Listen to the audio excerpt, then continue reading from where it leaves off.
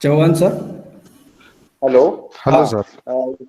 अभिनंदन सूर्यवंशी सर, तुम्ही हो. आज या ठिकाणी आपले आध्यात्मिक विचार अतिशय चांगल्या पद्धतीने मांडले. हो. धन्यवाद. यानंतर यानंतर मी पुढील कोणी इच्छुक उमेदवार असतील तर त्यांना विनंती करतो की त्यांनी आपले विचारधान या ठिकाणी सादर करावे. Hello sir. Sonawane sir, Chavan sir. तुम्ही बोलता? हो हा सर, हो हो. बोला सर, बोला. आवाज येतोय तुमचा. खूप खूप धन्यवाद सर. मी आपले आभार मानतो, संयोजकांचे पण आभार मानतो. खरंच एक चांगल्या प्रकारचं व्यासपीठ आपण इथं उपलब्ध करून दिलेलं आहे विचार मांडण्यासाठी. मला तसं फारसं ज्ञान नाहीये, परंतु वाचनातून ऐकण्यातून जे काही आजवर मला समजलेले आहे त्यातून मी आज या ठिकाणी या व्यासपीठावरती ज्ञानेश्वरी या पवित्र ग्रंथाच्या शेवटी ज्ञानेश्वरी माऊलींनी लिहून ठेवलेल्या पसायदानाच्या 9 ओव्या यांच्याविषयी मी थोडं बोलण्याचा या माध्यमातून प्रयत्न करत आहे. खरं तर आळंदी आणि पैठणमध्ये या भावंडांचा छळ झाला, जीवन जगणे असह्य झाले, कलंक ठेवण्यात आला. आईबापाच्या बलिदानाचे प्रायचित्त घेऊन सुद्धा ज्यांच्यावरती ब्राह्मण्याचे संस्कार करण्याचे नाकारले, साधा मनुष्यपणाचा सुद्धा अधिकार त्यांचा हिरावून घेतला. आणि मग थोरले बंधू यांना जीवन त्यागण्यासाठी ज्ञानेश्वर माऊली यांनी इच्छा व्यक्त केली. तेव्हा निवृत्तीनाथ त्यांना सांगतात की अरे, आपला जन्म हा तर समाजाला दिशा दाखवण्यासाठी आहे. आणि मग माऊलींनी निवृत्तीनाथांच्या कृपादृष्टीखाली गीतेवरील मराठीतील पहिली ओवी बद्य भाष्य करून 1290 मध्ये ज्ञानेश्वरी हा अभूतपूर्व असा ग्रंथ तयार केला. 730 वर्ष जवळपास या ग्रंथाला आज पूर्ण झाले. भगवद्गीतेचे 18 अध्याय आणि 700 श्लोक यावरती 9000 ओव्यांचं भाष्य ज्ञानेश्वरांनी लिहिलं. पसायदानाच्या 9 ओव्या या त्या 9000 ओव्यांचा काढलेला सारांश आहे. आता विश्वात्मके देवे, पसाय म्हणजे प्रसाद. हे प्रसाद दान माऊलींनी मागितलेले आहे विश्वात्मक देवाजवळ. प्रसाद हा शब्द खरंच चांगला आहे. प्रसादे सर्व दुःखानाम हानीर सोपजायते. अंतःकरणाची प्रसन्नता हा खरा तर त्या प्रसाद शब्दाचा या ठिकाणी अर्थ आहे. परंतु माऊलींनी जो त्याचा पर्यायी शब्द वापरलेला आहे तो अधिक आपणास आस्वाद्य वाटतो, तो आहे पसाय. हा प्रसाद माऊलींनी कुणाजवळ मागावा? हा प्रसाद माऊलींनी ज्ञानेश्वरीचा आरंभ ज्यांना अभिवादन करून केला त्या विश्वात्मक देवाजवळ हे पसायदान ज्ञानेश्वर मागत आहे. आता विश्वात्मके देवे येणे वाग्यज्ञ तोषावे. इतके दिवस 9000 ओव्यांचा हा वाग्यज्ञ केला. यांनी प्रसन्न व्हावे विश्वात्मक देवाने. आणि काय करावे पुढे? तोषो निमज द्यावे पसाय दाने. आणि माझ्या जोडीमध्ये या प्रसादाची भिक्षा टाकावी. कोणता प्रसाद मागताय ज्ञानेश्वर महाराज?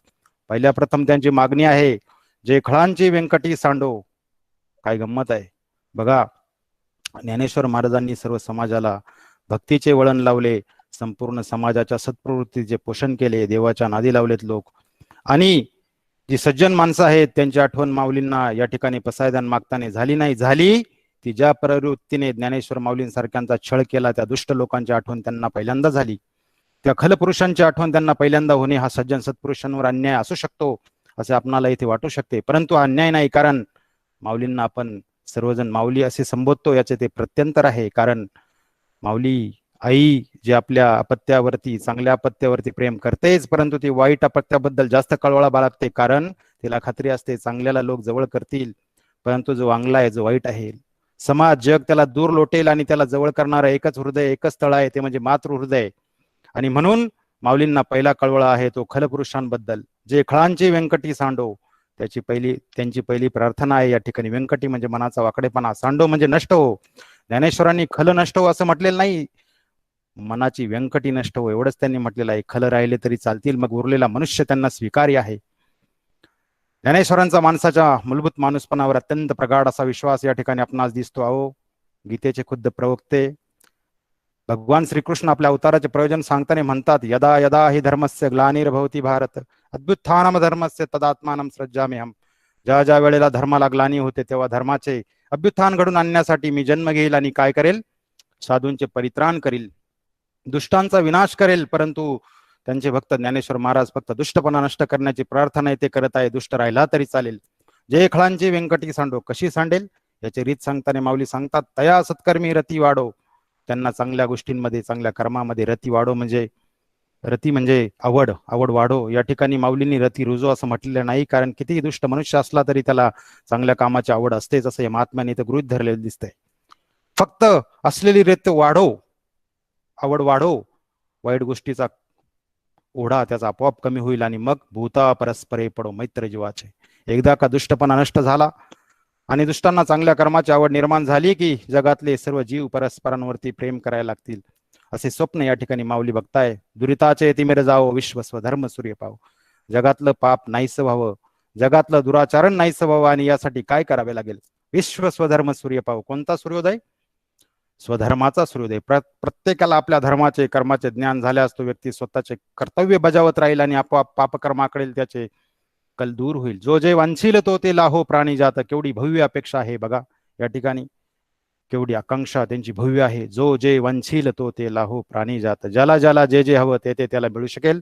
वर्षात सकळ मंगळी ईश्वर निष्ठांची मांदियाळी. संपूर्ण जगावर मांगल्याचा आणि कल्याणाचा वर्षव करणारे असे ईश्वरनिष्ठ लोक दाटी वाटेनं उत्पन्न नाही. गर्दी ईश्वरनिष्ठांची अनवरत भूमंडळी. अनवरत म्हणजे अखंड संपूर्ण जगावर मांगल्याचा आणि कल्याणाचा वर्षाव करणारे असे ईश्वरनिष्ठ लोक गर्दीने या भूमंडळावर अखंड उत्पन्न व्हावेत, असं ज्ञानेश्वर माऊली इथे सांगत आहेत. भेट तू भूता. अशा ईश्वरनिष्ठां लोकांचे मेळावे ठिकठिकाणी मनुष्य मात्राला मिळावेत. चला कल्पतरूंचे आरव. असे ईश्वरनिष्ठ लोक म्हणजे जणू त्या कल्पवृक्षांचे चालणारे बगीचेच. चेतना चिंतामणीचे गाव. चिंतामणी नावाचे रत्न जसे कल्पना पूर्ण करते, तसे ईश्वरनिष्ठ लोक हे सजीव अशा चिंतामणीच्या वसाहतीच आहेत. बोलते जैर्णव पियुषाचे. अमृताचे ते बोलते समुद्र. चंद्रमे जलांछन. हे चंद्रासारखे आहेत, पण चंद्रावर कलंक आहे आणि हे सर्व निष्कलंक आहेत.